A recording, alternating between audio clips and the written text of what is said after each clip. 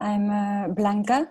I'm part of Extinction Rebellion France, and I'm going to do a short introduction to this conference to put the frame. This is the third conference that is organized by Extinction Rebellion France and a group of people of meditation called Meditation. For some of you that maybe don't belong to Extinction Rebellion and don't know very well, I'm going to say a few words. Extinction Rebellion is an international movement born in England, in UK, in October 2018. And the purpose of this movement is to ask governments to act urgently to face social and environmental crises.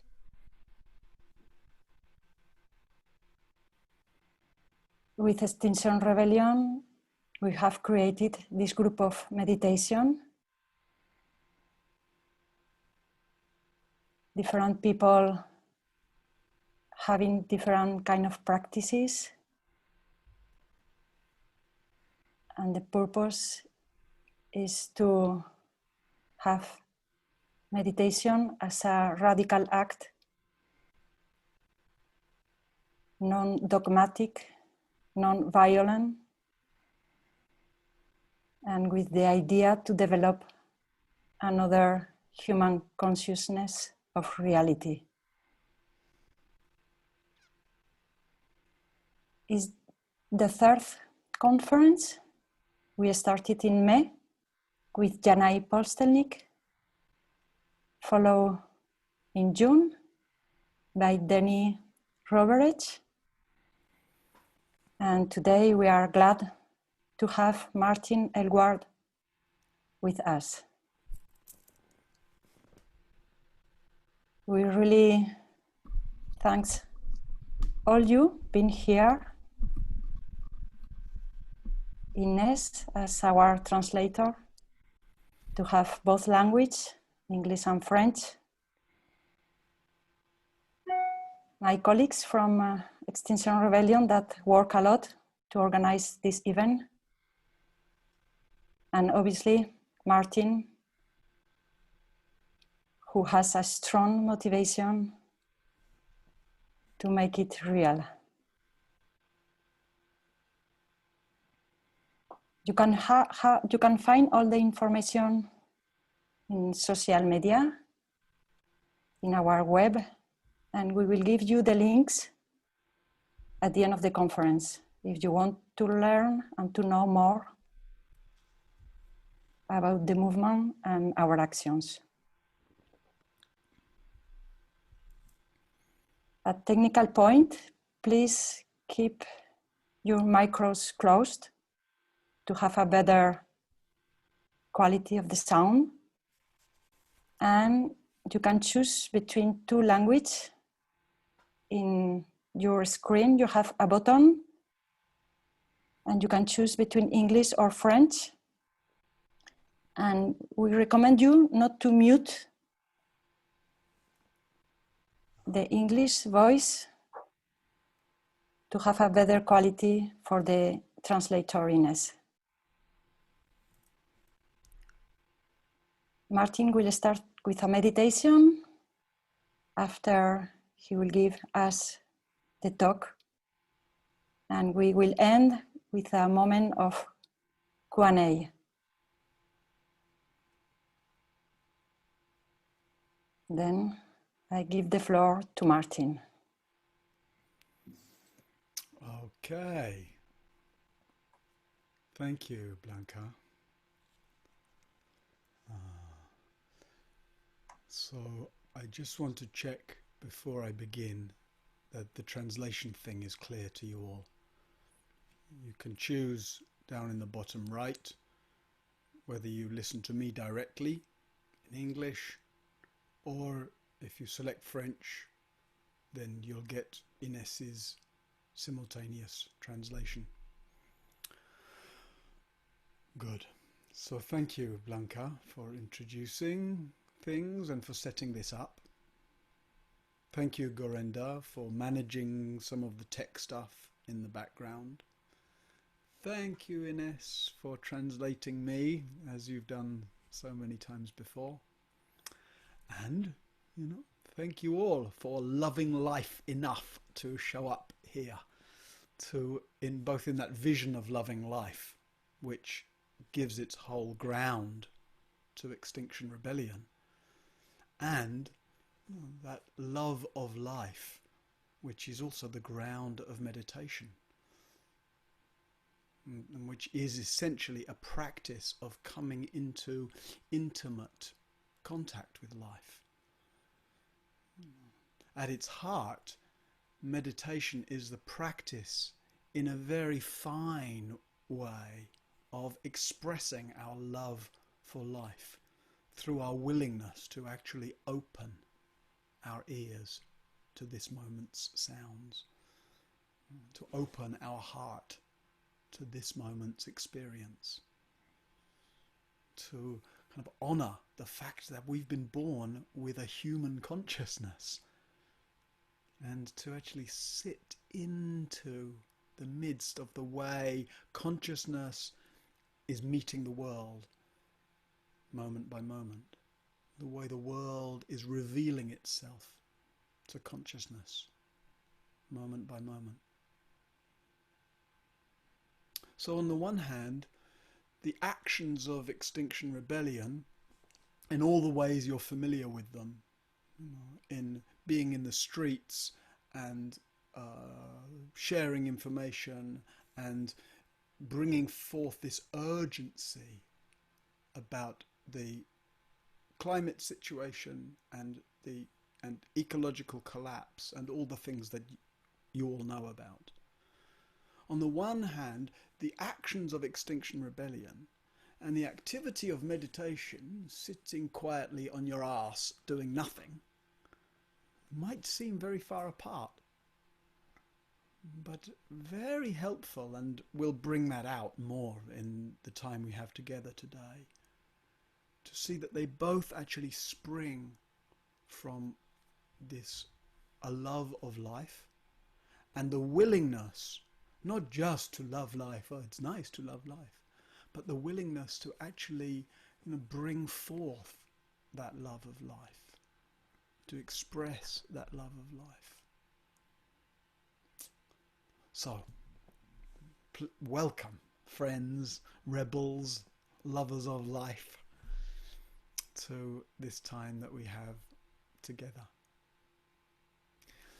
And as Blanca said, we'll start with the meditation practice. And I guess that most of you are meditators, right? Given that this is organized by the Méditation part of XR France, but maybe not everyone. So we'll sit together. I'll give a little bit of orientation, and the orientation in the meditation will sit for maybe 20 minutes. The orientation will be on basically just a sort of embodied sensory presence, right? Which means being here where life is. You can't really love life if you're lost in your own thought loops, lost in your own inner dramas, lost in regret or fear or fantasy or reverie or all of the other ways we basically let our abstract world, our discursive world, our thought world sort of lead us around, pull or push us around. So on the one hand, meditation just as a way from coming back from our inner abstract world to the immediate world, the sensory world, the living world. And on the other hand, at the same time, cultivating a relationship with the world, with life, that is a loving relationship. cultivating a relationship that expresses in a deep way, in an immediate way, in an alive felt way, this love of life, this love for life. So, friends, in this spirit then, let's sit together a little in meditation.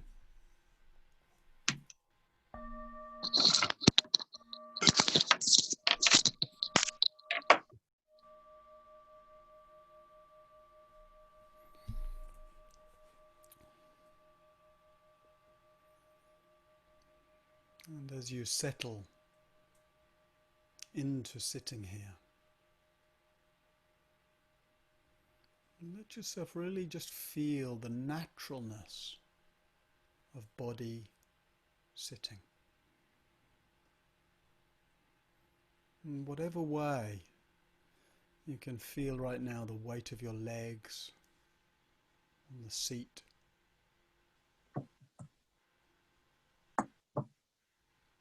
maybe the temperature of the air. It's pretty hot like right now, at least in most of Europe. It's very hot here.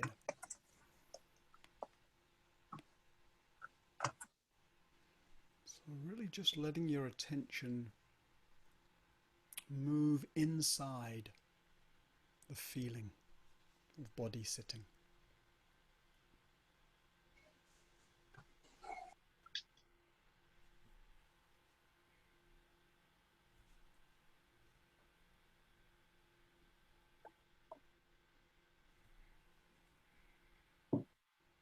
And then also noticing the feel of body breathing.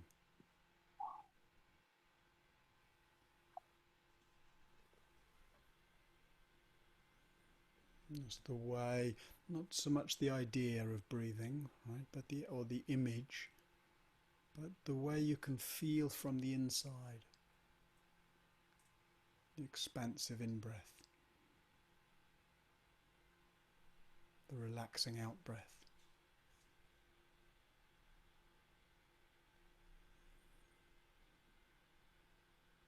And for these 20 minutes, having the intention, just as sincerely as possible, as steadily as possible, to really let your attention rest into this breathing body, sitting.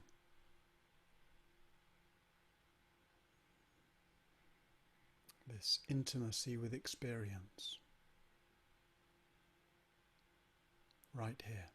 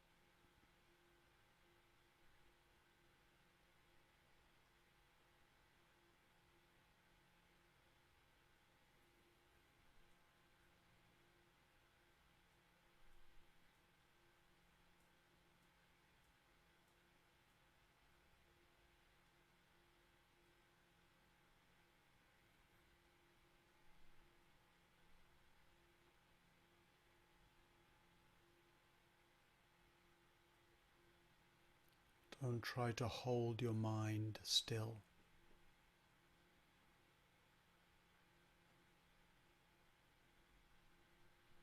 Just let mind's activity happen naturally.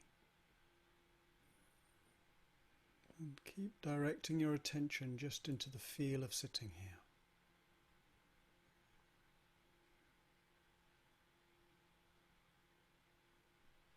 The aliveness of this breathing body.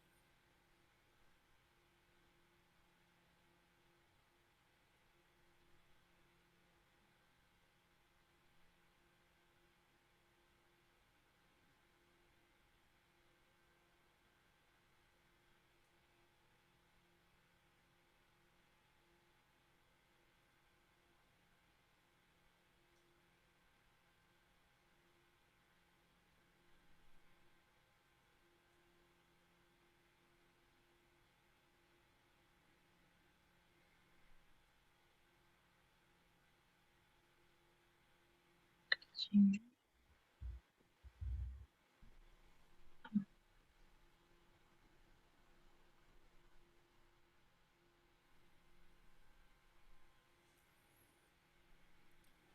Feeling the expansive in-breath.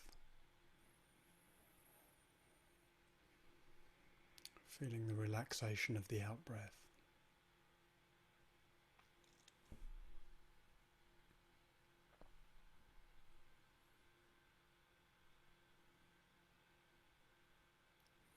And the theme of this afternoon, or the title, is Love and Death. And there's a way to relate to both those things just through the experience of breathing.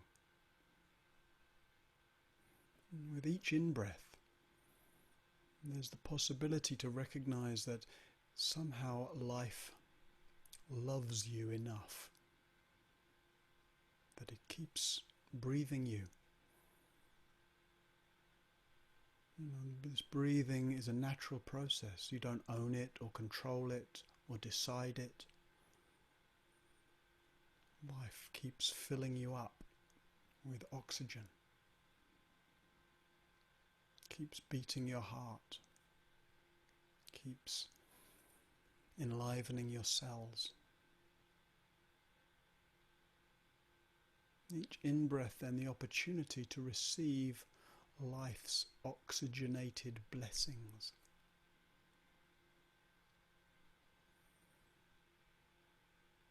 And then each out-breath is by its nature a relaxation, a softening, a letting go.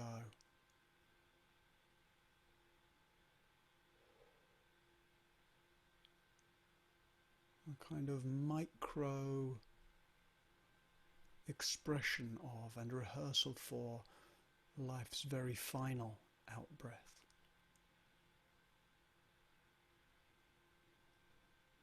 Each out-breath can be an opportunity actually to let go of control, of tensions, of your busy mind.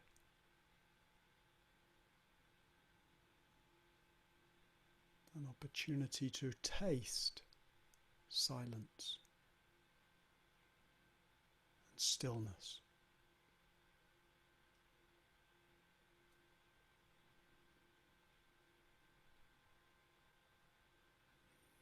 And the deep silence and stillness of mind which we both long for and yet also resist.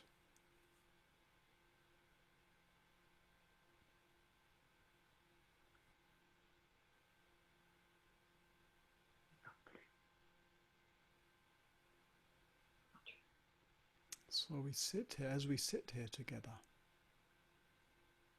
breathing, sensing, being present,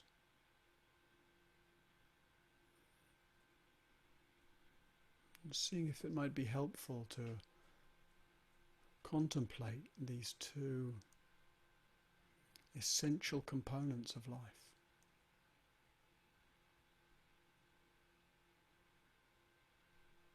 Really receiving life with each in-breath.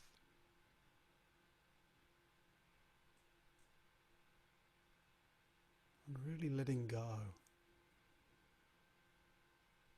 with each out-breath.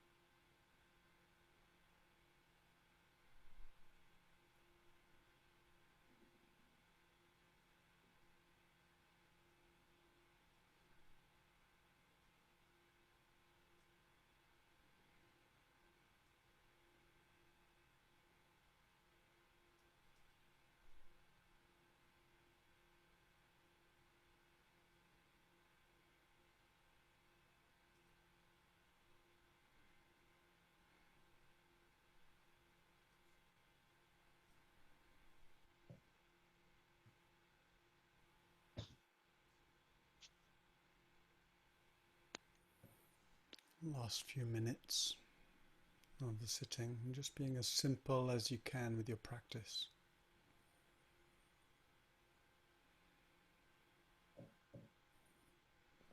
Just being receptive as you sit inside this breathing body.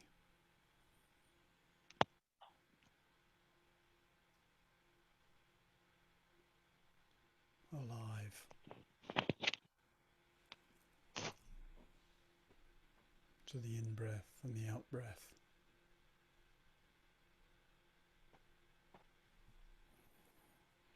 To the mystery of being here.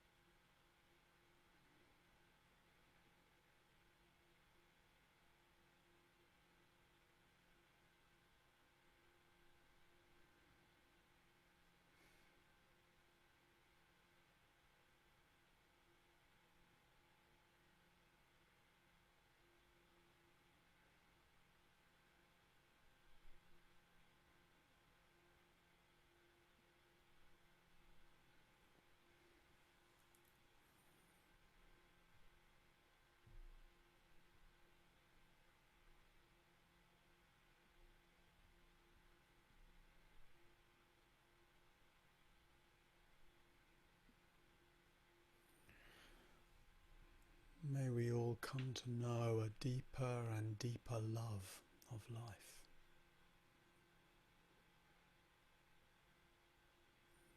And may we all come to know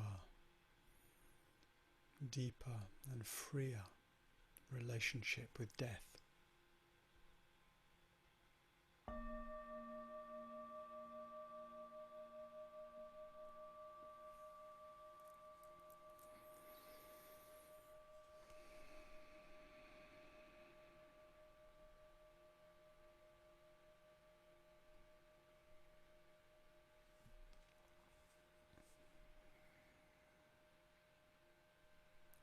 Okay,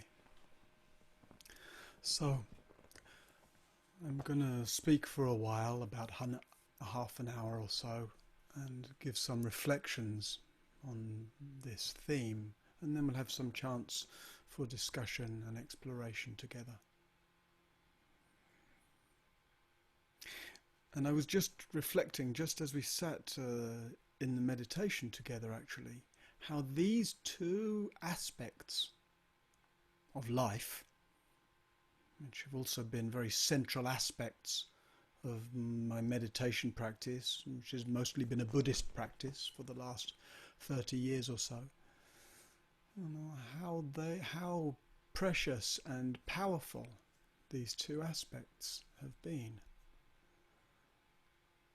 Mostly when we think of love, we think of it in terms of romantic love, or maybe the love that is there with family or friends, etc.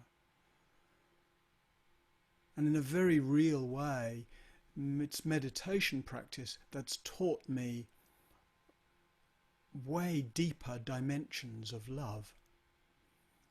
That which we might call the love for life.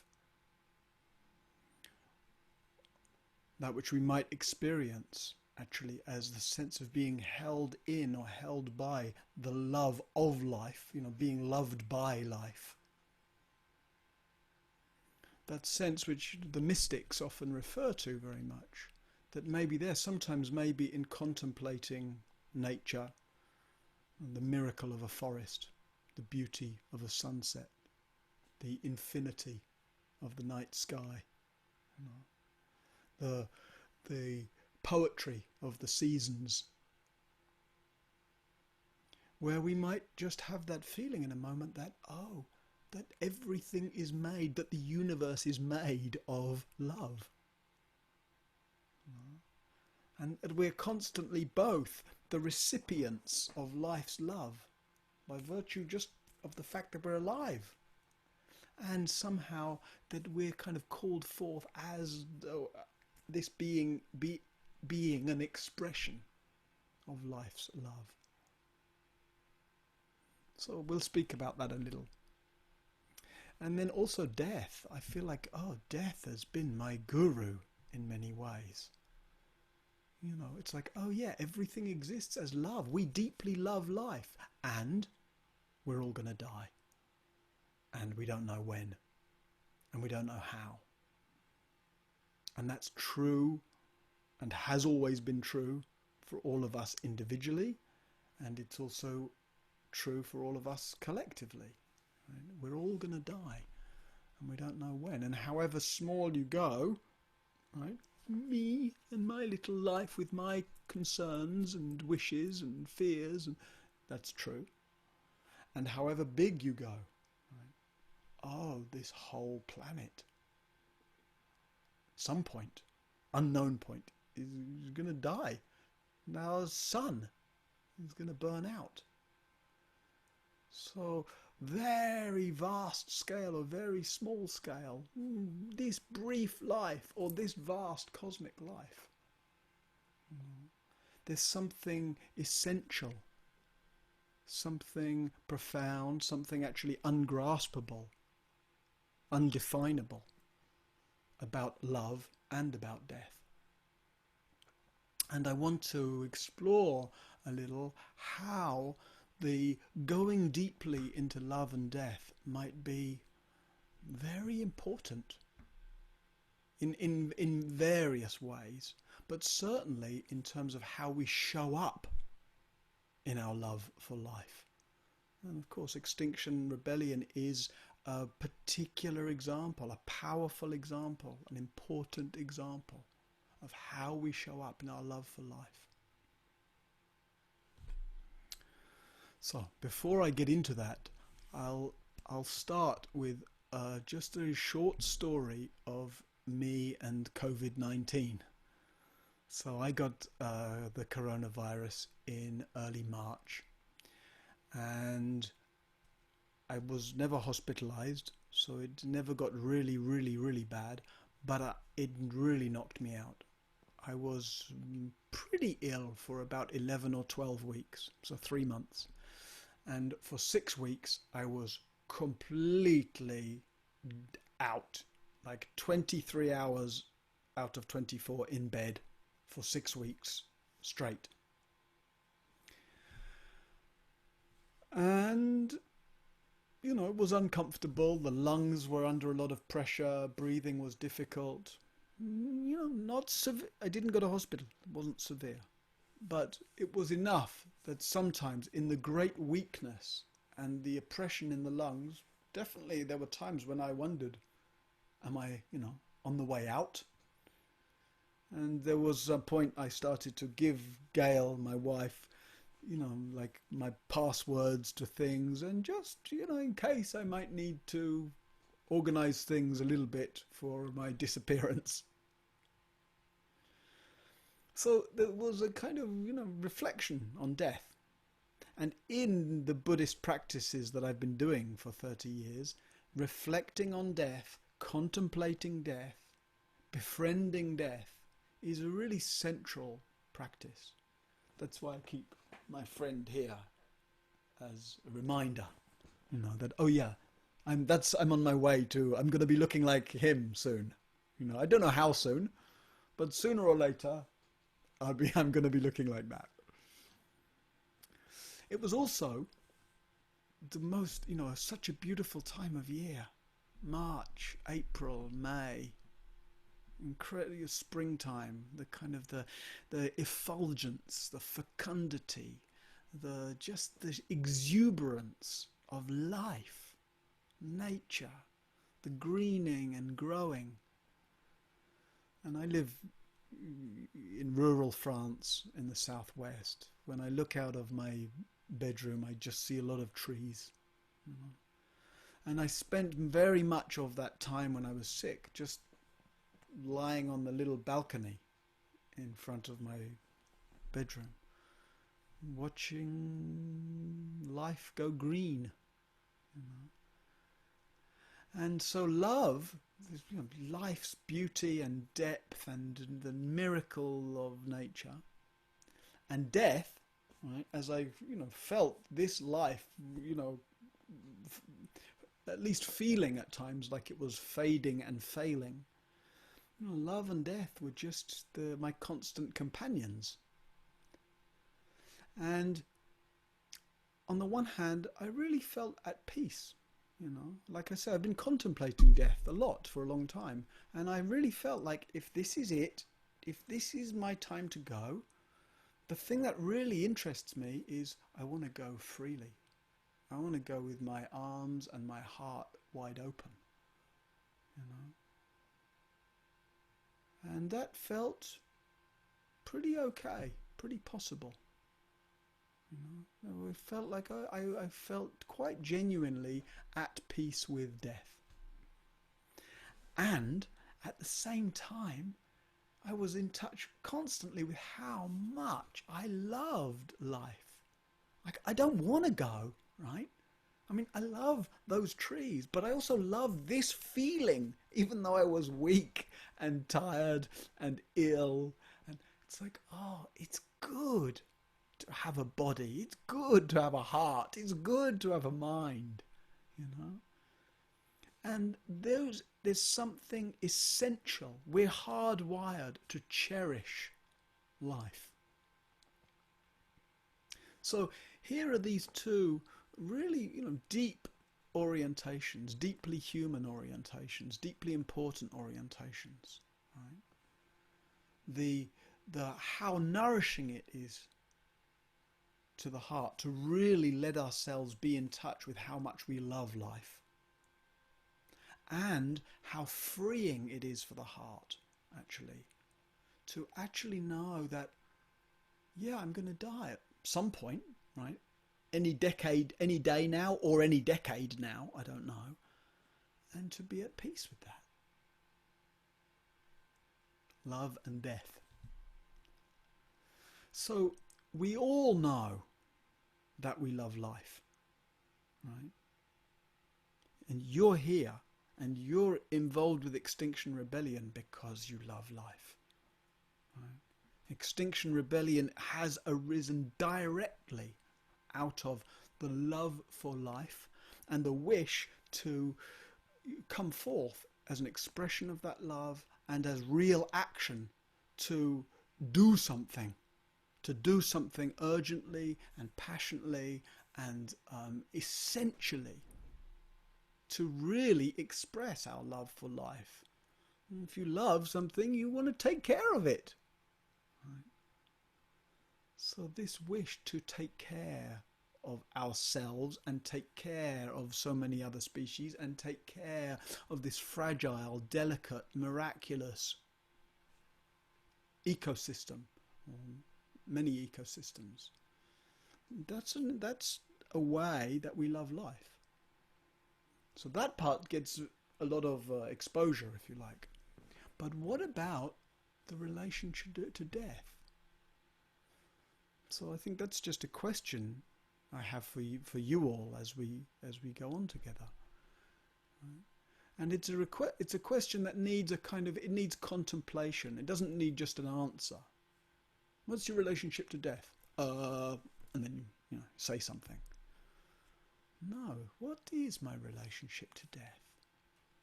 If I use Buddhist language, I talk about King Yama. King Yama is the Lord of Death. If King Yama was to come along right now and squeeze the last breath out of me, what's my best sense of how that would be? Right? Because, our death can turn up any moment. The whole COVID pandemic has certainly been a reminder of that. Right?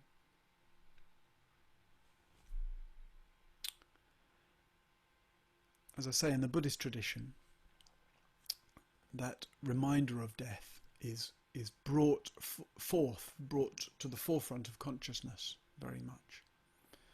In the monastery where I lived in Thailand in 1990, there was a sign on the tree that I would pass every day, and it said, "Relax.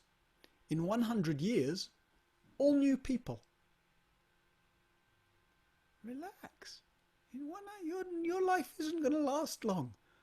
And all your little concerns and issues and stories and fears and dramas, they're going to be gone, gone, gone.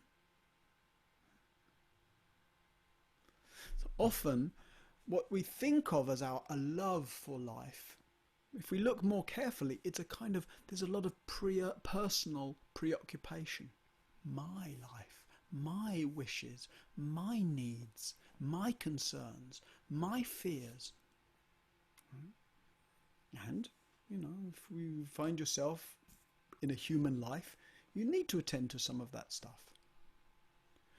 But also important to make clear the distinction between personal preoccupation, right? My wish for my safety and comfort, in other words, with what I'm calling the love of life, a deeper current of recognizing the sort of essential sacredness, mysteriousness, beauty of life. So here we are, loving life, and here we are, we're going to die, and we don't know when. And that indisputably is just, it's not just a truth, right? But it's completely natural. It's right. All things have to die. But we tend to think of it as right only in certain conditions. Well, maybe when I'm 80, or no, even that seems too early, 90. Anything past 90 is okay. If I die at the end of a long and full and healthy and happy life, then that's okay. But actually, if you die of an illness or an accident or an injury or through whatever cause, that's also natural. It's not that it's natural to die of old age and unnatural, right, to die of anything else. Maybe you know that expression. Sometimes we say the person, they died of natural causes. Then the thought occurs, as opposed to what? Right? What's an unnatural cause? There is no unnatural cause. It's just as natural to die of an illness or an injury as it is to die of so-called old age. And it doesn't mean that we become blasé about that. Right? No, we cherish life. We love life. We want to live. But, and I'm speaking individually now, but then I'll link it to our collective sense. Right? When we contemplate death, we come to understand that death itself is not a tragedy. It's just the absolute natural summation and fulfillment of life. It's the poetry. It's the last line in the poem of a human life, or of any life, is that it ends. And you look at other creatures, you look at plant life, or you look at animal life, where there's, if you hang out, right, even just in the simple countryside, if you go on walks in the park near you or in the woods near you, and you see dead birds and dead animals, and you see, oh yeah, there's no guarantees of a long life with a peaceful ending.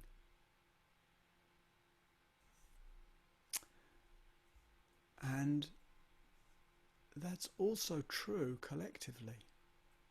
You just think of life in its sort of, not its totality actually, but what we think of sometimes as its totality on this planet. all of this, everything that's alive, every species that ever has been, every species that is or ever will or could be, all the majesty and beauty and brilliance of this planetary life, with its weather systems and with its tides and with its kind of extraordinary diversity, and with all the fundamental intelligence of life that's gone into evolving all these different kinds of beings that live in the air and on the earth and in the water, beings with all kinds of different types of consciousness and of intelligence and of means of reproduction. All these different types of beings that survive in all kinds of different ways. At some point, right, not only will we all die individually, at some point all of this will come to an end. This planet will go cold. Right.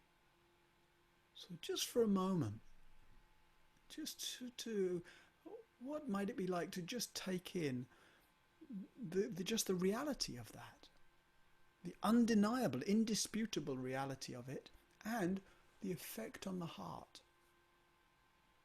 I love life. I cherish life. I want to support life. I sense the inherent beauty and sacredness of all of life. And I acknowledge it's all dying in a way that's impossible to predict the time or the circumstance. So here we have the personal situation. I love life and I'm going to die sometime soon, right? Any day or any decade now. And here's the collective situation. We recognize the existential threat to life. Of course, life is constantly in an existential threat. But because of deforestation and because of air pollution and because of ocean acidification and because of species destruction, all of which means because very primarily of the way we, this species of humans, has lived and spread, because of our rapacious greed, and because of our kind of arrogant primacy that we've given ourselves among other species, here we are sort of directly involved in the threat to life. And so here we are, rebelling against extinction, standing up for this love of life. And there's a process. And again, we can compare the individual and the collective and find a very similar process. So if we look individually, most people basically live in denial of death. We know it theoretically, philosophically, oh yeah, I'm going to die. But we push it out of consciousness. We live as if it's not true. We live in fear or discomfort of it. Or we live with some sort of theoretical acceptance. Yeah, I get it. But that acceptance doesn't seem to protect us from fear if we're actually faced with personal danger. And mostly people go along with that kind of denial until something wakes them up. It may be a family bereavement, right? Or it may be a car accident, or it may be, a health crisis, or it may be a sudden terminal diagnosis, or it may be getting COVID, or it may be not getting COVID but living with the anxiety about it, especially if one has some kind of underlying vulnerability. So at some point something wakes us up and we can't be in denial of our own death anymore. And usually then what happens, there's a kind of, there's some sort of shock or overwhelm. Right? One's gone from denial to panic in a way.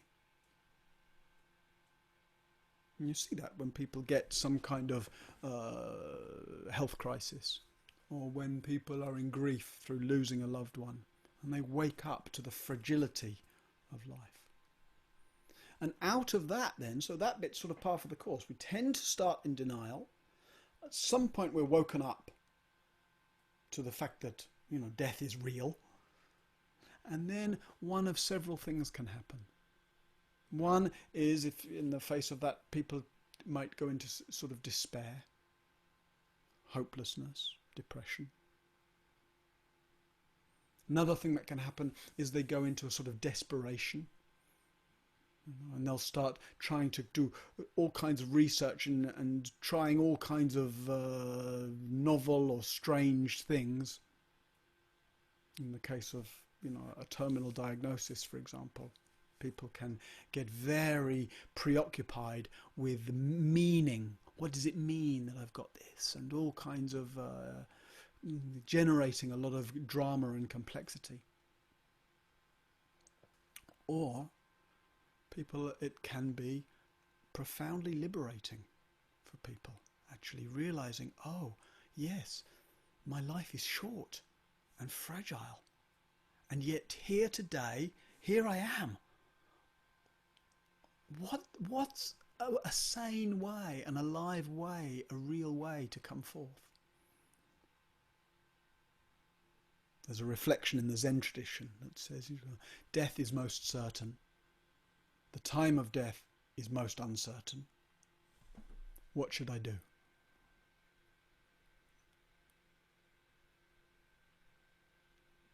Reflection, I'm repeating for Ines, says, that Zen reflection says, death is most certain.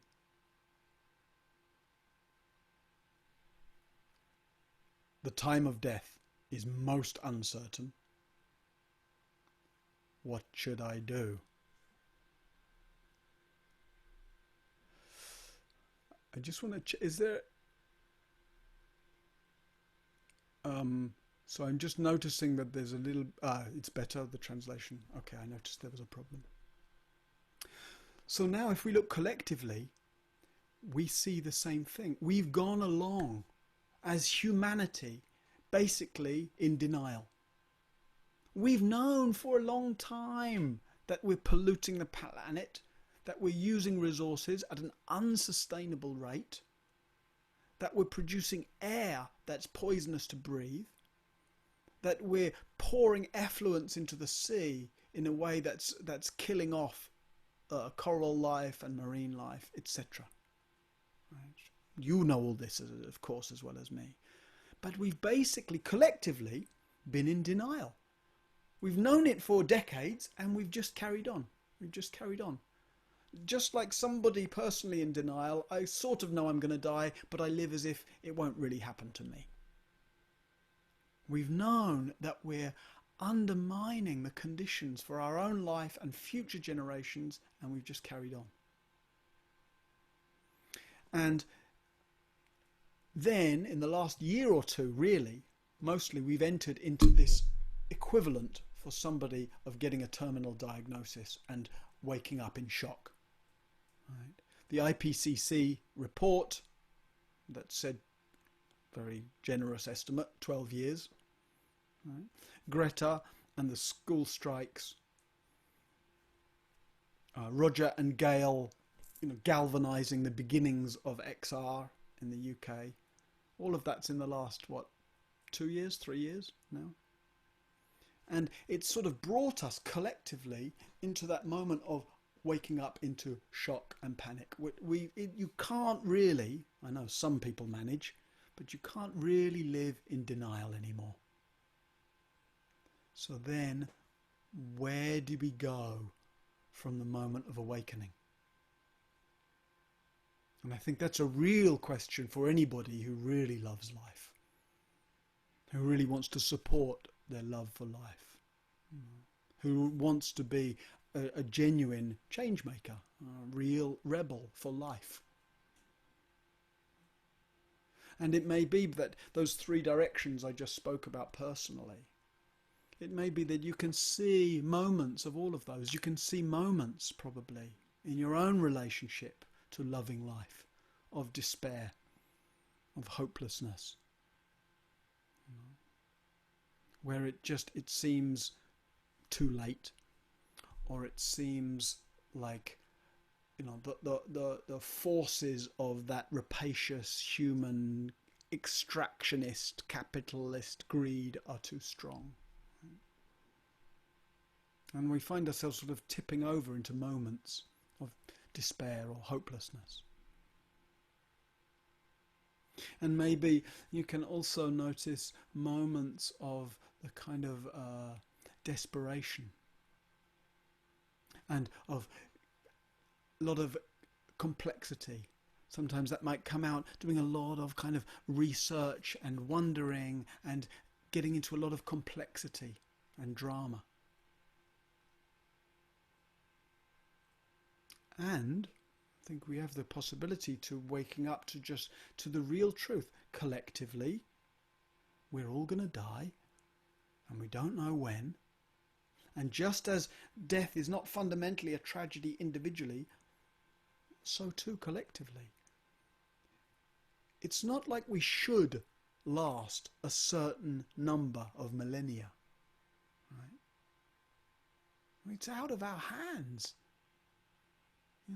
It's like things have their life cycles. The dinosaurs came along, and then we don't know exactly how, but they were gone. And humans have come along, and we've done what we've done, and at some point we'll be gone. Right? And remember, I'm not advocating some kind of fatalism, oh well, we'll be gone. No, we love life. We cherish life. And then our challenge becomes how to come forth in our love of and our cherishing life, but in a way where we've also befriended death, where our love for life is free from fear,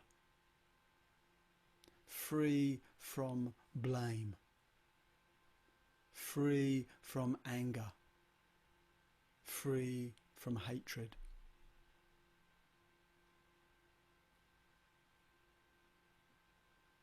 I don't know where it was that I heard this line, but somewhere along the way I heard this sort of poetic image where someone said the thing they would most like to do on the last day of the world would be to plant a tree.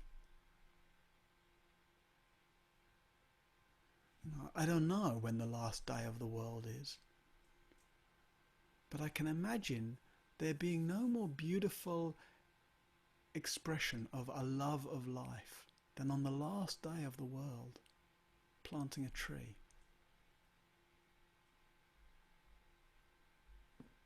So as I say, we love life. We come forth because we love life. We dream up all the creativity that has gone into so many of the Extinction Rebellion actions to show our love for life, to wake other people up through that process from denial to shock, to then making some kind of wise response, loving response, caring response. And if we really want our love of life to be effective, my suggestion is it might be very important for us to also really include our relationship to death. To see where how that acts personally. How would I be to die today? Given that I love life, don't want to die, but if death comes for me today, how graciously would I be able to enter into its arms? And then collectively, we love life. And so we come forth in every way we can.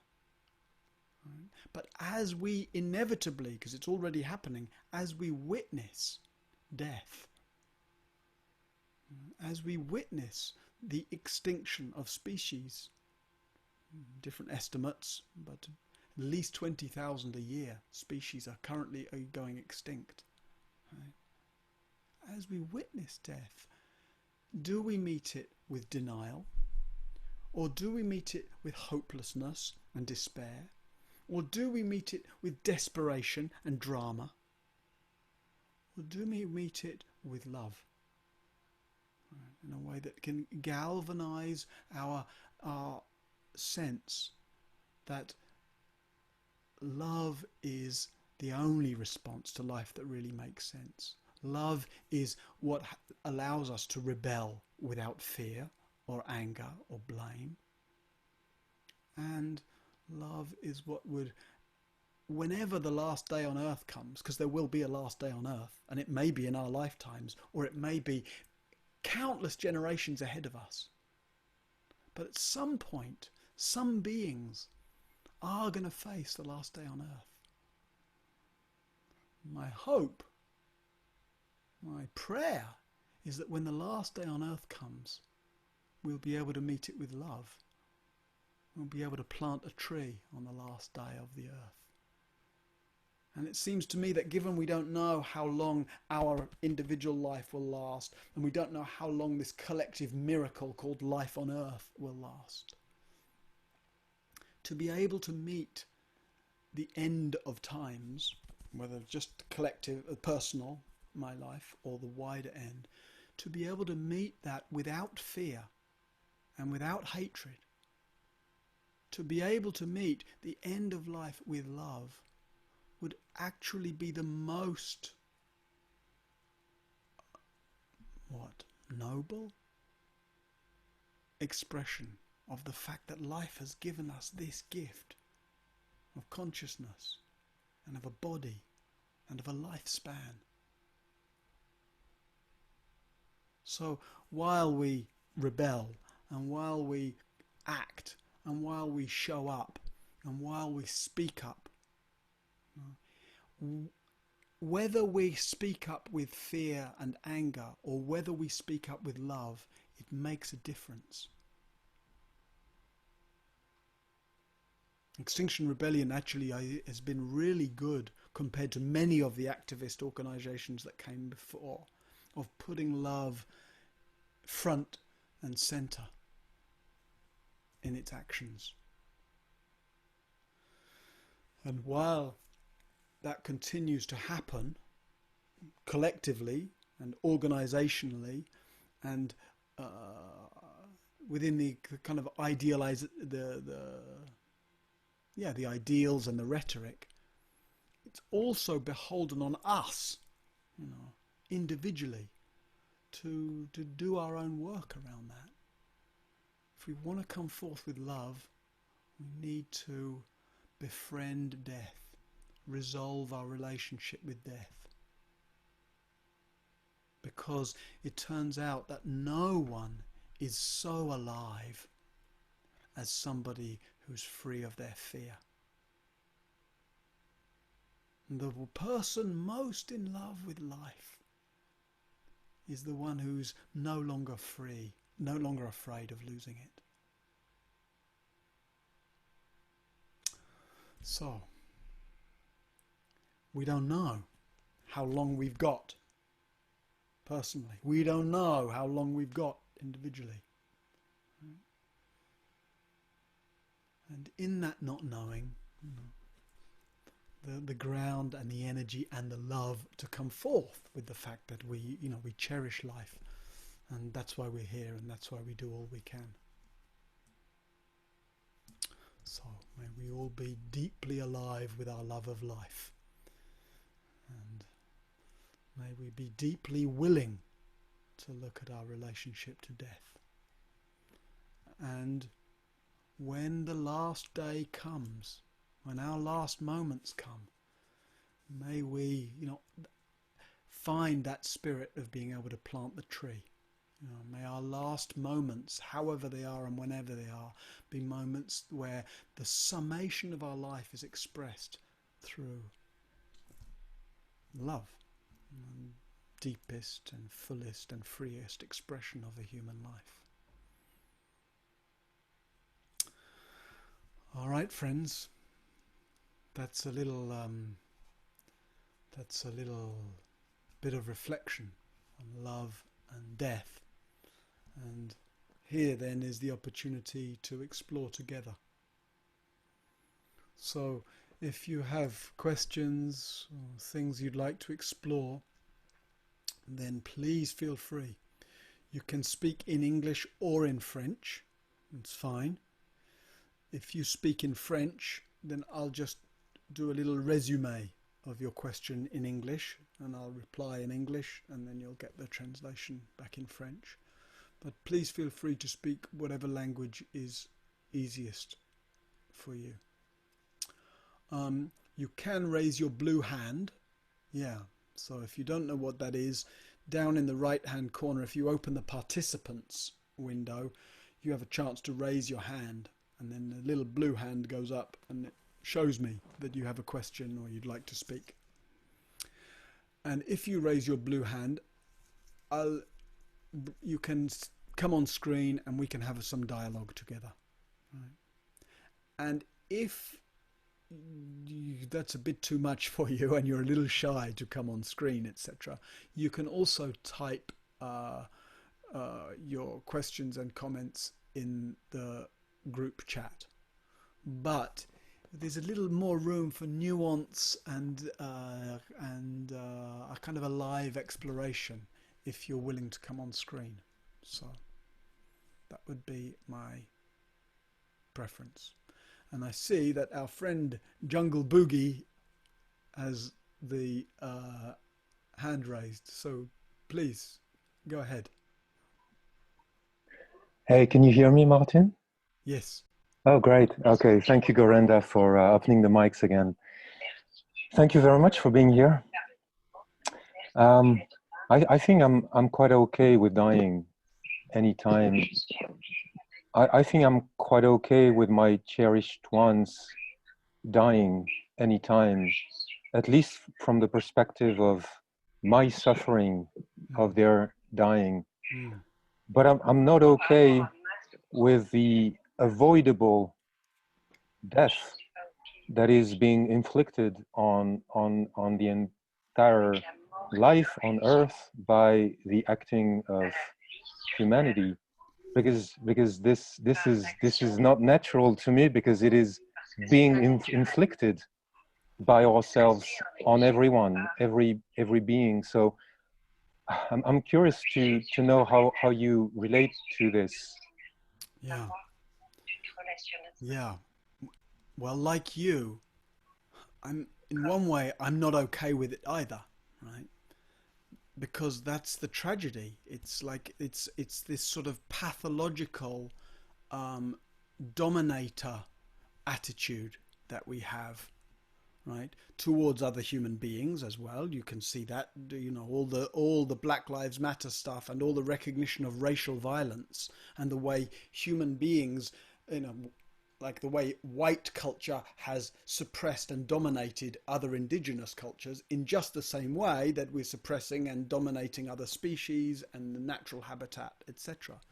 So there's something very unhealthy and unoptimal and unjust about that, right? And it's good. What's interesting is that there is enough consciousness among us, some of us, that that's not good and that we could do it differently. And that's something I think that's quite new, because human beings have been dominating each other and other species and etc. for a very, very, very long time, right?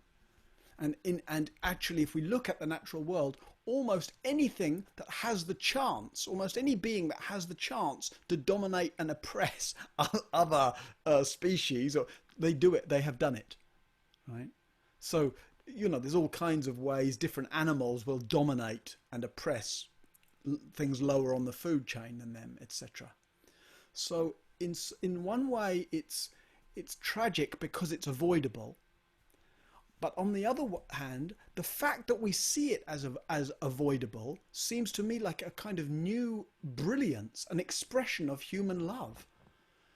And then, will our new brilliance of recognizing that dominating and oppressing other life forms is not okay, will that gain the ascendancy before our habituated tendency to dominate and oppress kills things off?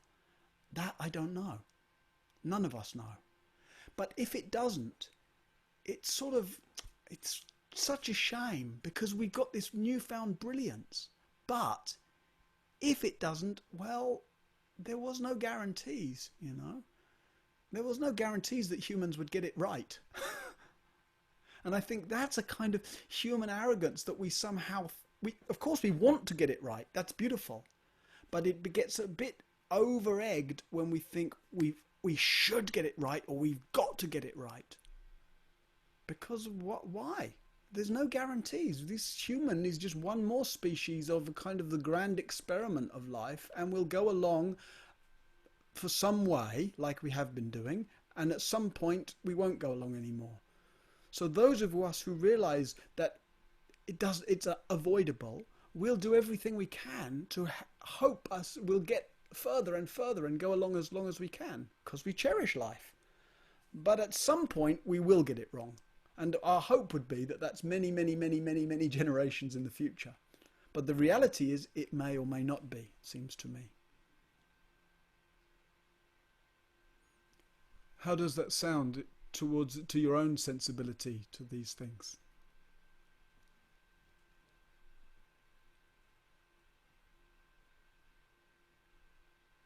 Oh, let me just, you need to unmute again. Yeah. All right. Well, thank you very much. I really don't want to make this a dialogue. So just a quick reply, and thank you for sharing this. It's just, I realize that there's been so many wars and so many deaths and so many millions of deaths in the past and in the present. But it's just the extent of the fact that if we don't stop on this trajectory, it's not about death of people currently, and people and animals and any type of life living on Earth at this very moment, but it's about any possibility in the future. And that's kind of a big distinction for me that really unsettles me, is knowing that if nothing happens, it's not only death, but it's no life forever. Well, that's a bold statement. I'm not sure how I find it helpful to realize, because forever is, I wouldn't be so bold as to claim I know anything about forever, and I would cast a little doubt on whether you would know anything about forever. But imagine the worst case scenario, right, where we really, the kind of the threats that we know are really, really possible within our lifetime and our children's lifetime really come to pass, and that this planet becomes, you know, unstable in its ecological systems and its weather patterns and its climate variation and everything. And for many hundreds of thousands of years, life cannot flourish in the way that it has done for the last few millions of years, right? In the whole time scale of the length of this planet, that's the equivalent of you and me being in bed for a week with a cold, right? If you and me, we get so sick that for 1 week, or me, it was COVID, I was 6 weeks in bed. I couldn't function for 6 weeks. And now I'm kind of back. If the planet loses its functionality and its harmony of its ecosystem for some hundreds of thousands of years, in geological, cosmic time, that's like you or me being out for a month. Doesn't sound too bad. I don't want to be blasé. I don't want, because of course, on a human scale, there's on the scale of the heart, there would be unimaginable tragedy. There's billions of us humans. There's billions of other human beings. It's painful to lose that which we love, but it's a helpful counterpoint against the small view, the personal view, to also realize, oh yeah, on a vast view, nothing can go too wrong. And we somehow, if we only have one view or the other, we go wrong. If we only have the small view, we're into panic and fear. And if we only have the big view, oh, nothing can go wrong, then we lose our compassion and our care. So somehow, both views, which is the view of what I'm calling love and death, personal view, let's do everything we can, and the vast view, nothing can go wrong. All right. Nice. Thank you. You know, I really love to talk about these themes. To me, they're very juicy themes. And I'm also aware that they're challenging themes, right? And I'm also aware that it can be easily taken out of context. If you know, it can be kind of threatening or enraging to hear somebody, if they seem, like maybe I seem at times, to be saying, oh, nothing can go wrong. So it's important that we really lean into the both and, you know, rather than the either or. All right. Thank you. Thank you, Martin. There is a question on the chat from Sophie. Sophie is asking, what about children? How can we help them to go through this if the collapse of our world happens while they are children? Yeah. So I see, and Tommy is asking a little bit about the same. Oh, in a private message to me, he's also asking that about sharing with children. So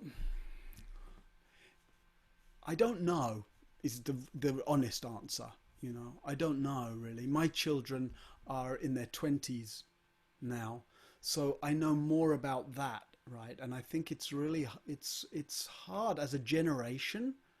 You know, this current generation, they don't have the same kind of expectation of a stable future that my generation, I'm 50 years old, you know, probably if you could maybe roughly take 40 as the cutoff point. Anyone over 40, we sort of grew up with some kind of expectation of a stable future.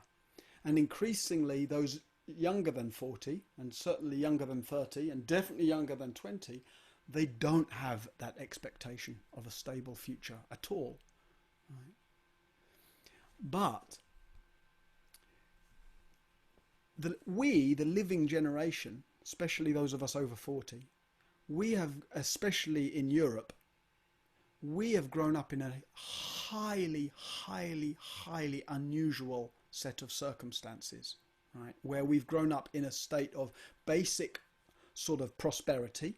Of course, a lot of individual differences within that. Basic, stable social infrastructure. Right? And where the three things that most people through all times and all histories and all cultures have grown up with have been largely absent for us. And those things are war, pandemic, right, or disease, and famine. So most people in most of history, in most cultures, pretty much all of the time, have grown up without the kind of expectation of a stable future because they've seen around them disease. Just in most of history, disease just kills off a lot of people. And then war. Most people in most cultures haven't gone very long without a lot of violence sweeping through the culture. And then famine. Most people haven't just had the expectation of a stable food supply. So while those of us in the living generation might look at our children and think, oh my God, what kind of, you know, what kind of world will they inherit? And the fact that they don't have that expectation of stability, I think sometimes we can look at that through the eyes of our living generation, not realizing that we are a rare generation that has grown up under that delusion, in a way, the delusion of that life will be stable and long-lasting, and that I will hopefully die around 80 or 90 peacefully, and that any other result, if I die earlier than that, or if I die of illness or accident or something, it's some kind of tragedy. For most people in the whole of history, dying of illness or accident or starvation or war has been such a common occurrence within the culture that expectation hasn't been there. And if you've travelled to other places where there is less security. I lived in India for 6 or 7 years, and I was just talking with an Indian friend actually who's staying here with us at the moment about the relationship to life and death in India, and the expectations around illness or longevity are very different in some other cultures. So of course we don't wish on our children the insecurity of an uncertain future. But I think it's helpful to recognize that uncertainty about future isn't unprecedented. And then you can look at what about you can find many examples. So the different relationship in India, for example, to life and death and illness. The different relationship to food security in different parts of the world. Or what about look at for gay men in the 80s, the expectation of life and death around the AIDS epidemic. Any gay man who's 60 years old now or more, I know gay men of that age group who lost pretty much all of their friends to AIDS through the 80s and the early 90s, before retrovirals became more reliable. So it's helpful. I don't know what you say to your children, right? But I do think it's important, like we were saying earlier, with a small view, personal view, and a wider view, to to hold death in a bigger perspective. Most people throughout history have lived in a closer relationship to death. And one of the effects of our sort of economically stable, socially stable, free of war, free of disease, kind of modern European white heterosexual relationship to life has been that in some ways we've become quite unresilient, quite prone to panic and anxiety. So people in other times and other cultures have had a closer relationship to death. Gay men, like I was saying, in our own culture, have had a closer relationship to death. And so helpful to, I think that's some of what we might tell our children, right? That actually death is a part of life. And on the one hand, depends on the age of your children. When your children are very young, you want to inculcate in them as much as possible a sense of love and holding and safety. It's just very, very, very important for young children to grow up feeling basically that life is trustworthy. And what that means for them as young children is that their parents, who are the representations of life, or their primary caregivers, are basically loving and trustworthy. And as your children get older and they grow in their cognitive capacity and their emotional capacity, it might be a great service to them actually. And might be that using the examples of other cultures or other times or other situations, that life is uncertain. And now, suddenly, having gone through 70 years of social stability and economic stability and all, suddenly we have got a global pandemic. And suddenly we are exposed to the risk of dying of disease in a new kind of, not a new way, but a new for the living generation. Right? And that's that sense of the possibility of dying from illness coming back to us.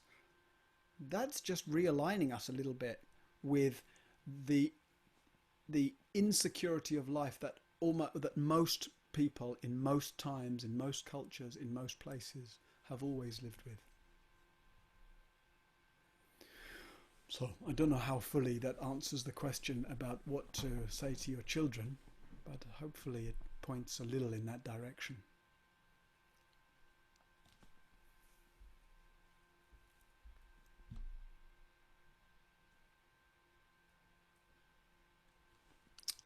Thank you, Martin. I have myself a question. Please. Yeah, I'm touched by your topic and how to use love to transform our difficult emotions. And really, for me, in daily life, it's really hard. I would like some advices or tips to transform. I find myself when I see governors or politician people like Trump or Bolsonaro in this hypocrite voice and allowing so much injustice, I find myself catch up in a huge blame inner voice, and I can judge my friends, my closer people, and it's really hard to stop this this kind of energy that catch up my mind and my body. Yeah. Yeah. So, on the one hand, of course, but you love life, and there's some people or some corporations or some governments or some sort of obvious central figures, like of course the ones you just mentioned, who are just so obviously and grossly and kind of disgustingly seemingly and willfully seemingly going against the stream of our love for life and our wish to protect life. And when you see all the kind of the seemingly willful rolling back of environmental protections, particularly in those, those two, both the protection for indigenous people and for the rainforest in Brazil, and all the environmental protections in the US that have been so undermined, it's of course we see those and they become symbols of the fucked upness of humanity, So that I think is important, firstly, that we see them as symbols in a way, that they represent all of us. They represent, if we look at our own actions, we can see, yes, I love life and I want to protect life, and I can also see in my own heart and mind how selfish preoccupation can arise in all kinds of ways. Yes, I love life, but I want that. Yes, I love all beings, but, but. So that I think is very helpful, firstly, to see that Bolsonaro and Trump, let's say, are symbols of those forces in a kind of gross caricature, kind of, they're like gargoyles for that, for all that's small-minded and selfish about humanity. But that I can also see those same movements in my own heart, albeit on a different scale. And it doesn't mean that I would be rolling back environmental protections, no, right?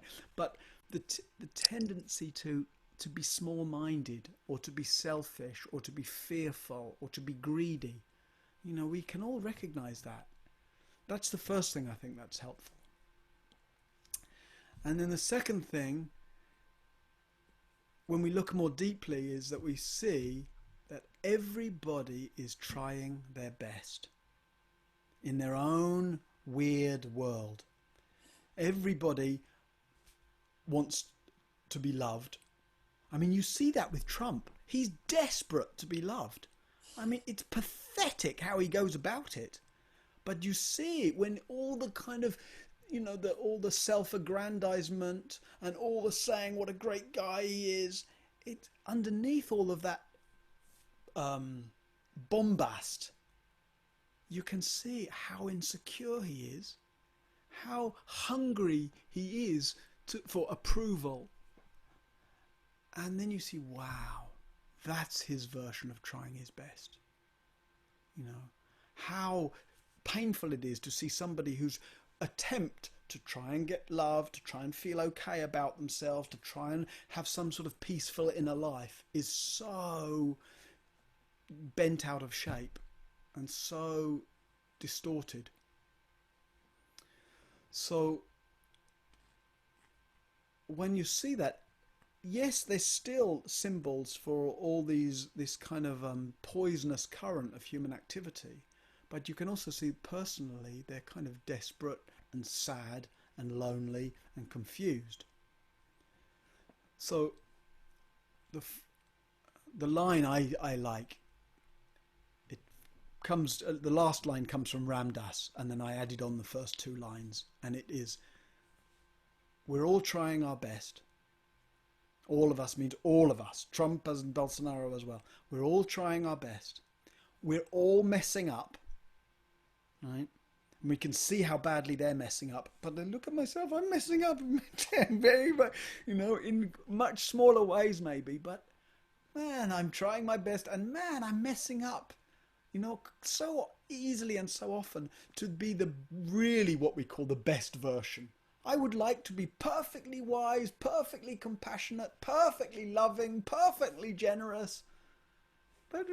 So we're all trying our best, we're all messing up, and we're all walking each other home.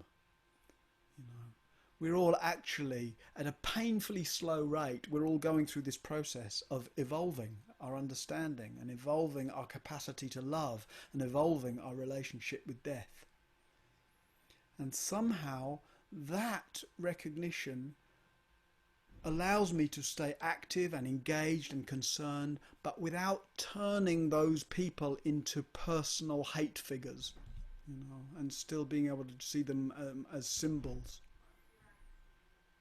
So how does that sound when I speak about it like that? Yeah, absolutely right. Yeah. It's like a seed that I can choose to put water or not, and it's right. Yeah, I know people who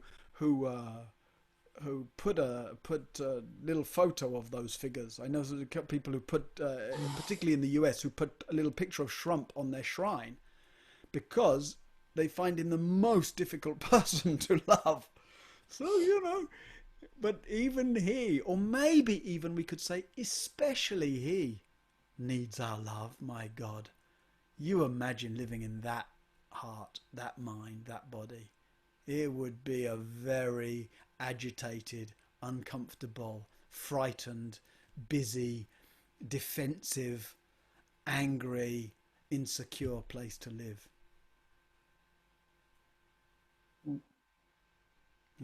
It's easy to love somebody who's gentle and loving and kind, but those of us who are gentle and loving and kind, we don't need the love so much. We can generate a lot ourselves. But poor old Donald, he can't generate very much at all.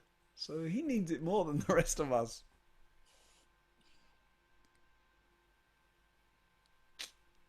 All right, Blanca. Thank you. Thank you, Martin.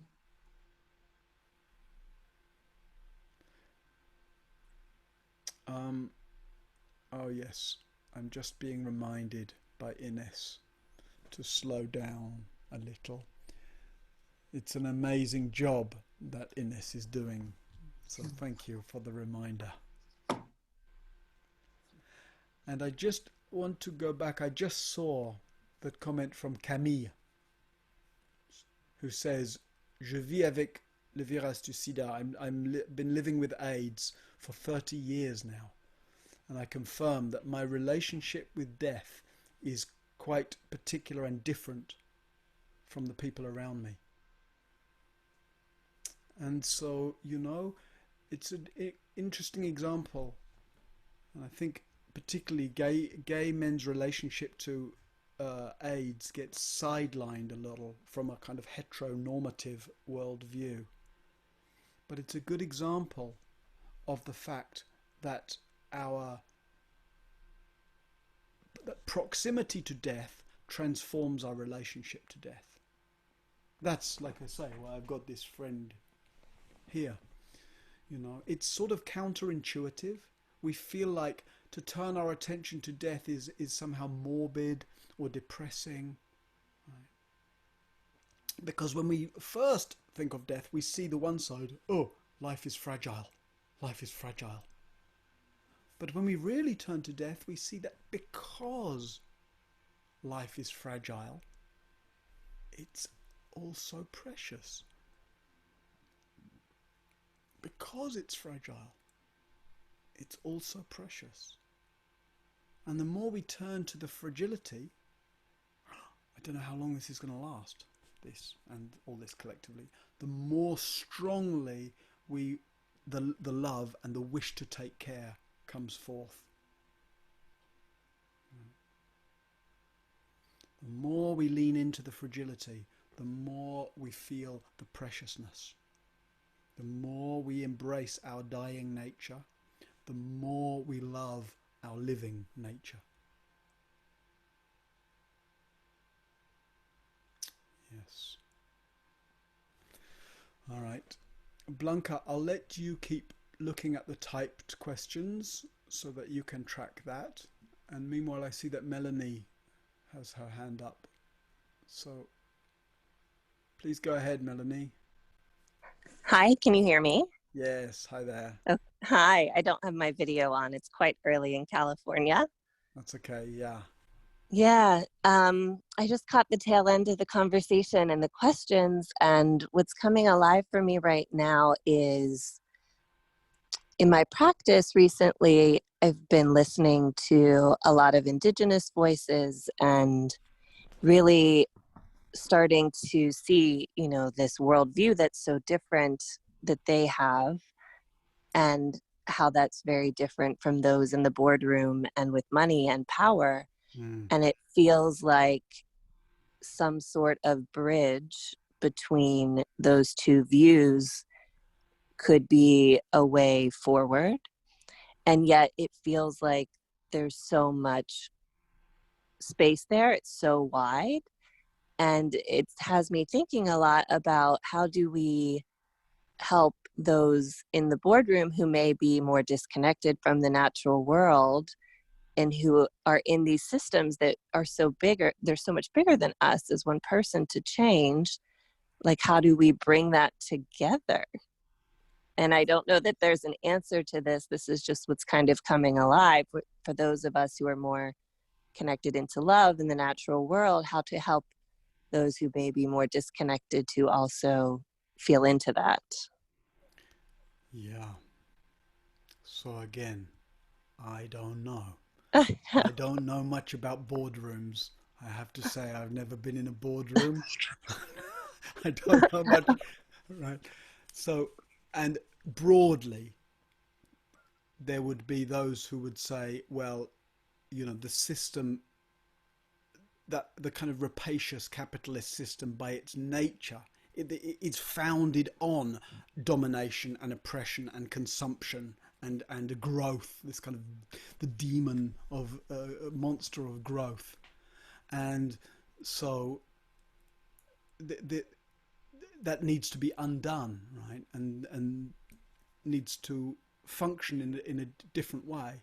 And then others would say, well, look, that's the best system we've come up with up till now, albeit that it's full of faults, and would want to kind of work with it. So yeah, I just don't know. But certainly there's something about nature is eloquent. I mean, that. You see that in your picture of you embracing the tree there, and I know the way you're living at the moment, and I know you a little bit, and so nature is eloquent, and giving ourselves and each other the opportunity to be among trees, to be under the sky, to be on the earth. I think that speaks to people more eloquently than convincing arguments and statistics and all. So I know some people who've used, as a project, getting people out of their boardrooms and underneath the trees and letting the eloquence of nature speak in that way. So, I know that in your way, right, you started doing that with your work, doing it on the Mm-hmm. beach instead of in an Mm-hmm. office, for example, Mm-hmm. and having clients meet you on the beach or in the forest. So that's one contribution one can make, giving yourself the opportunity to be nourished by nature, and maybe creative ways to let other people hear the eloquence of nature. Mm-hmm. And of course, indigenous peoples who've lived closely with forests and mountains and weather and other species also have an eloquence around that. The more disconnected we are from seasons and life and death and weather and temperature variation and all of that, the less we recognize the beauty of nature. I was just speaking with some friends from Paris, and they were talking about their period of confinement in their little flat in Paris for 2 months, and how the sun would come into a patch of their salon, of their living space, at a certain time in the afternoon. And it started to be this blessing, like, oh, the warmth of the sun. And they would started to notice the time that the sun came, and they would like build it into their day to get some sunlight and all. And when I first heard it, it was so weird to me. Like, what do you mean? Because they'd never noticed the sun before. Mm-hmm. So I live in a house which I lived on this land for 6 years before I built this house. It's made of straw bales to be super insulative. I did all kinds of calculations about where the sun is in the summer and the winter to get the maximum sun in the winter and the minimum sun in the summer when it's hot. And wherever I am, I know where south is because I've just always lived in the countryside, and I just relate to them. But it was so interesting to know normally their relationship to that is, if it's hot, put on the cooling. If it's cold, put on the heating. And yet just the slowing down of the confinement and the giving more close attention, it did change their relationship with the sun. And that was just the first step of, they continued to tell me a whole thing, how their whole relationship to the natural world had changed through that one little window. And it's actually had all kinds of outflows of a new project that they're starting, and they're moving to an eco community now, and da da da da da. So it can be in very small ways, but finding ways to insert the eloquence of the natural world into our more built and managed lives, not to underestimate the power of that. I see that when people come to them here on retreat, and they come from a predominantly urban life, and then somehow being here with trees and water and river and earth, and where even the built environment, the buildings, kind of reflect what's happening with light and dark and temperature and water.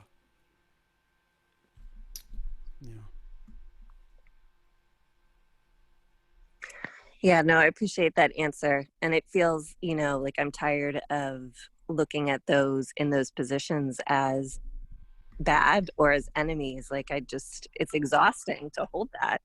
And it feels like perhaps that could be more, in the work that I'm doing in the world and many are doing, but looking at that as opportunities to open up the possibility for touches of nature in that type of setting, to see what kind of change that could make.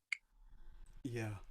Yeah. Yeah. So I agree. It's tiring and unhelpful to look at Yeah. people in boardrooms as enemies, but it's also tiring and unhelpful to look at those people as for any kind of real hope or vision or leadership as well. Mm-hmm. Right?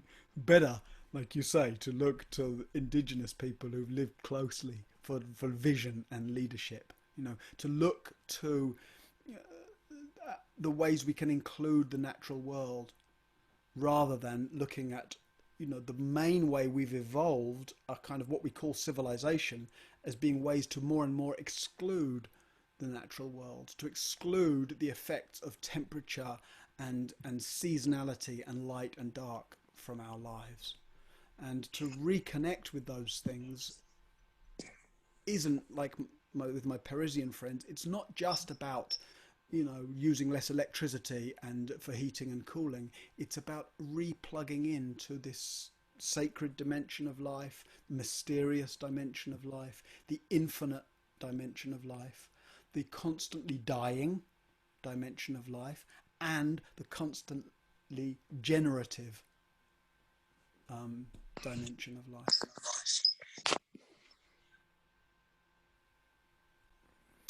Thank you. Yes, thank you. Nice to see you. Il y a une question. There is a question on the chat in French. I'm going. Can I go in French better, or why don't just tell me which one it is, and I'll resume. it's from Sandrine Lelocat.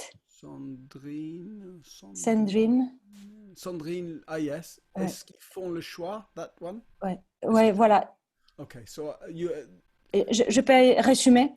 Well, people can read it in French, or I'll just resume it in English, unless you've already done that. Have you, Blanca?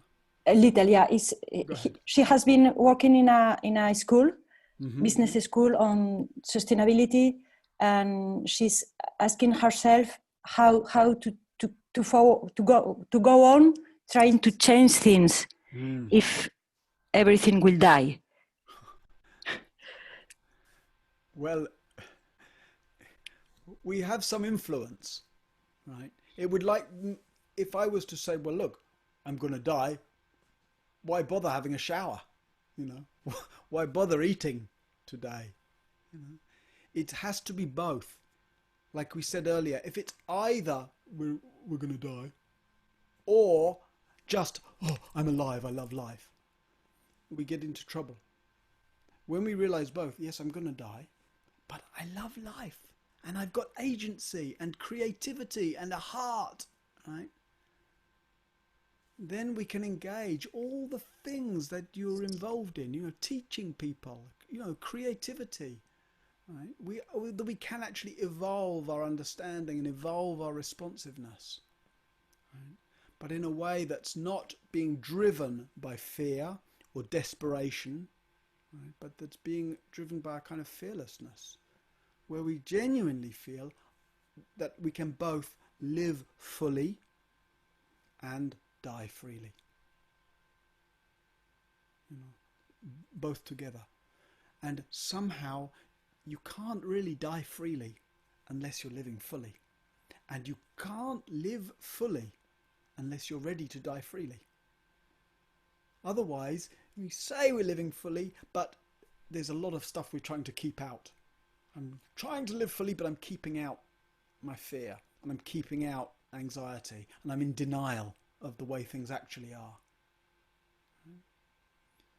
So the fact, like I said, the fact that we see the fragility, we're all going to die, is what also enables us to feel the preciousness, and to meet this moment, to meet this person, to meet this situation, to meet this life with all the creativity and all the love and all the possibility that is our, you know, at our disposal as a human being.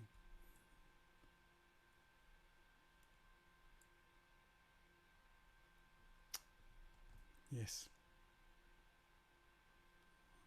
Yeah, and the next question is how to remain in this open state of mind. Well, meditation. I'm not very much keen on, I don't think nothing remains. So don't try to remain in any state of mind, because states of mind, they're fleeting. They come and go. They come and go. They come and go. Happy state comes and goes. Agitated state comes and goes. Right? But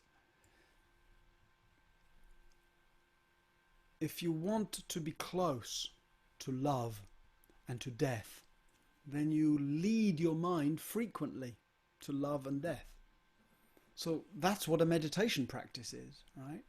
It's bringing to mind, like I was saying in the meditation, right? Every in-breath, life filling me up. Every out-breath, death, inviting me to let go, to rest. So that's one way, not to remain in a state, but to give frequent attention, which then becomes deepening and deepening and deepening attention, right, to the dynamic nature of life, the generative nature, the loving nature of life, and the dying nature of life. And to lean into that place where we can both know a deep rest and relaxation, right, which we could call an acceptance of death. But a deep rest, a deep relaxation which can be felt and known and trusted and can become one of the deepest and richest resources of our whole life. The capacity to live in a deep state of ease and rest and relaxation and non-anxiety. Fearless, blameless, deeply okay. And to bring that okayness to be active, engaged, dynamic, to be able to stand up and to speak out and to counteract some of the forces of, selfishness and oppression and domination that we've been speaking about earlier. So don't try to retain anything. Let it all go.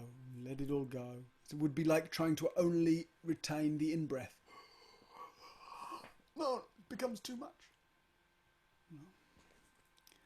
But if you want to lean into those themes, if you recognize the value of this sense of this quality of sensitivity to life and love of life and responsiveness to life, then lean your attention in those areas frequently. And one of the most powerful ways of doing that is through an inner contemplative practice, a meditative practice, right? A transformational practice, so that the inner relationship to love and death and the outer relationship are lined up, that they're coherent with each other.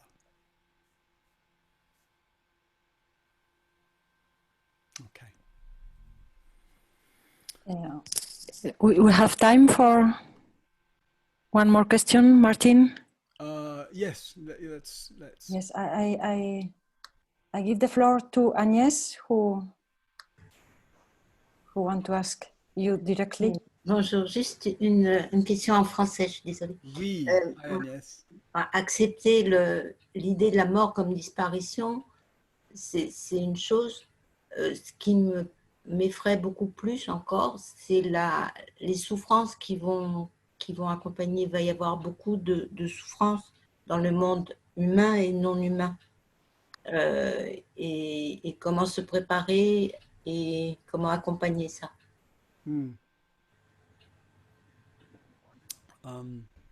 So let me resume in English. So Ines is saying, given the fragile state and the likelihood of various kinds of collapse, ecologically and systemically, etc., and given the suffering involved in that, right, how to prepare for what seems to be the coming of suffering. Is that a good resume, first of all, of the question?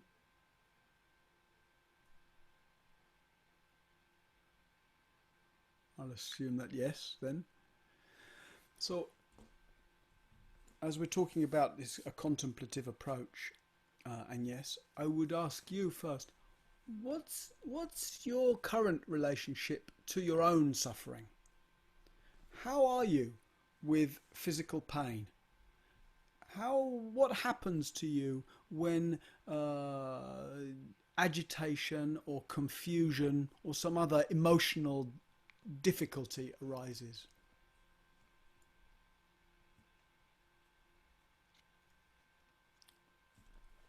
Oh, and yes, where have you gone?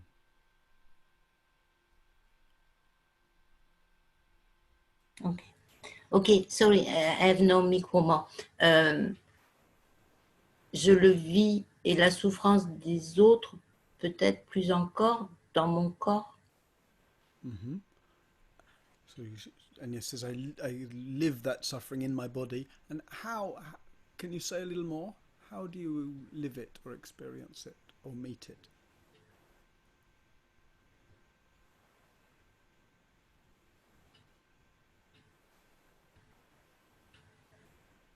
Mais c'est à la fois une douleur et une colère, and something painful and angry. Right, right. So, And the need to be helpful for... yeah. So, Et beaucoup d'impuissance en même temps, ça va être tellement énorme.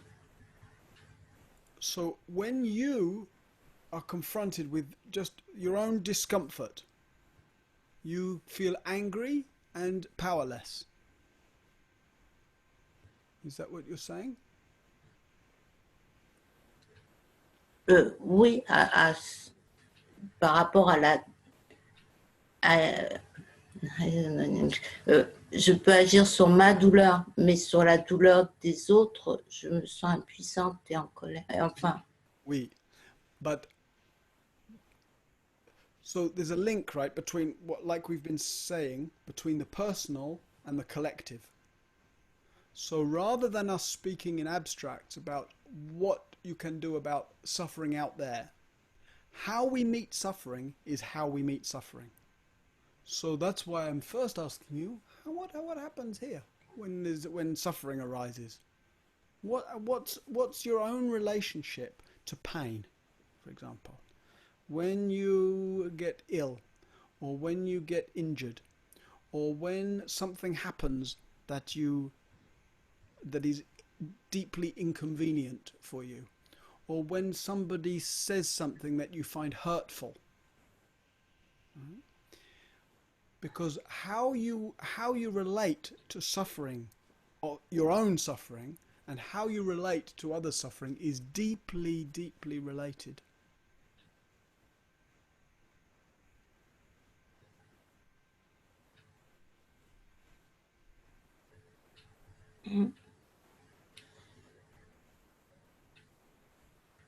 mais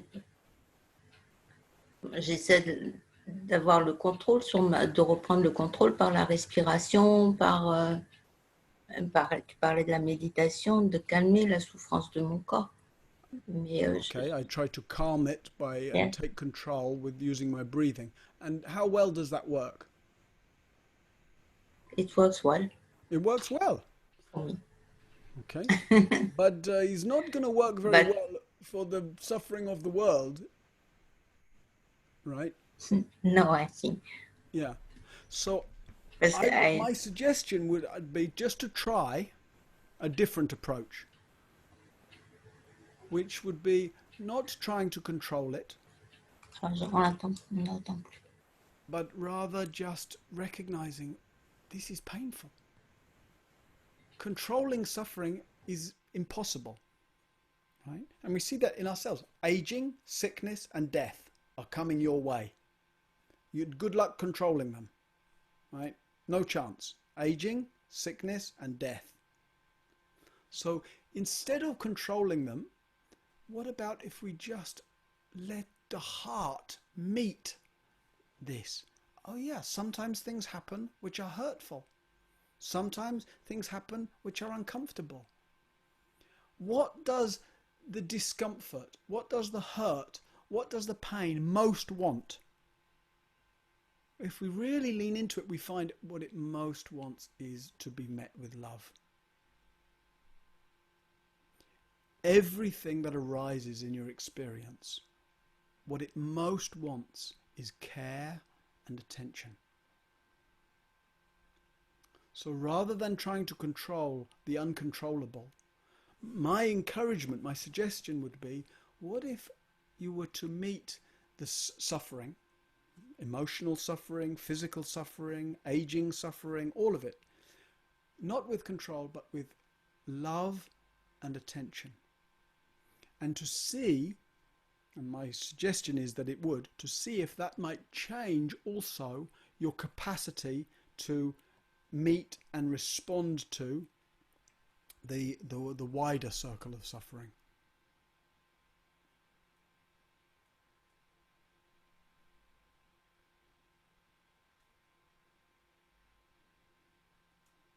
How does that sound, Agnes?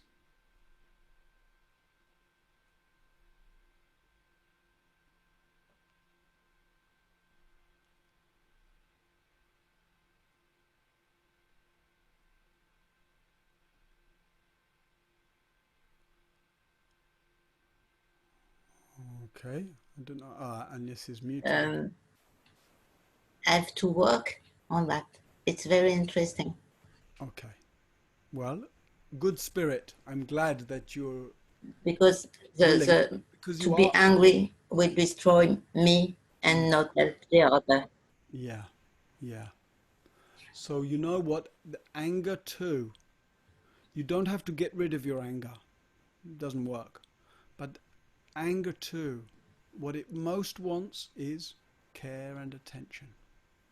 So when you get angry, you can't change anger into love, right? It won't work. But what you can do is, when you feel the anger there, give some real care, because anger is suffering. So give some real care and attention to the anger, to the heat and the tension and the volcano that's there. And that might be, because this is what you asked for, that might be a really helpful preparatory practice. So that you're really training yourself in how to show up to suffering. Mostly we want to hide from suffering, or we just want to fix it, even when it's unfixable. So I hope that's a good training for your capacity to really show up, to really respond to suffering, whether it's your own, or whether it's, the suffering of others that you meet, or whether it's what you call the sort of the coming suffering. It's impossible to meet anything that's coming. You can only meet what's here, So that would be the other thing, is when you anticipate what you think is going to be the coming suffering, just to take a little care that you don't believe that too much. Because what we think is coming is never what's coming. We'll know what's coming when it gets here. And it will definitely have a different flavor than what we imagine. Definitely. Definitely. You can take something even as simple as your life tomorrow. Right? You think you know what's coming tomorrow. You've probably got plans for tomorrow. And of course, in the very, very general scheme, it may not, but it may well be like that. Maybe you will do tomorrow more or less the things that you say today you're going to do, etc. But the flavor, the real essence, what you imagine it will be like, is no substitute for when you're actually alive in that moment of it happening. So be wary of what you project onto the future, what you imagine the future will be, especially around suffering. Imagined suffering is terrible.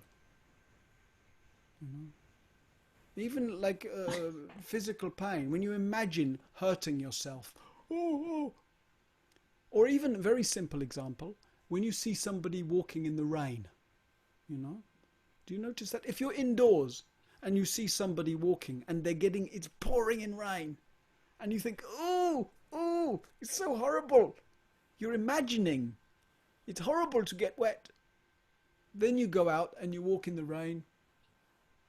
Oh, it's really not so bad. Right? So I'm not saying that, oh, suffering is not so bad.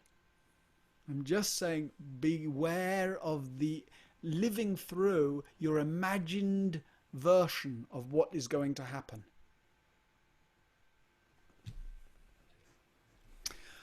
Okay, and yes, thank you. So I see that we've gone over time, and Ines at least must be getting tired by now. So I'll hand over to Blanca again, just to finish off. But for me, just to say, I really appreciate that you're all here.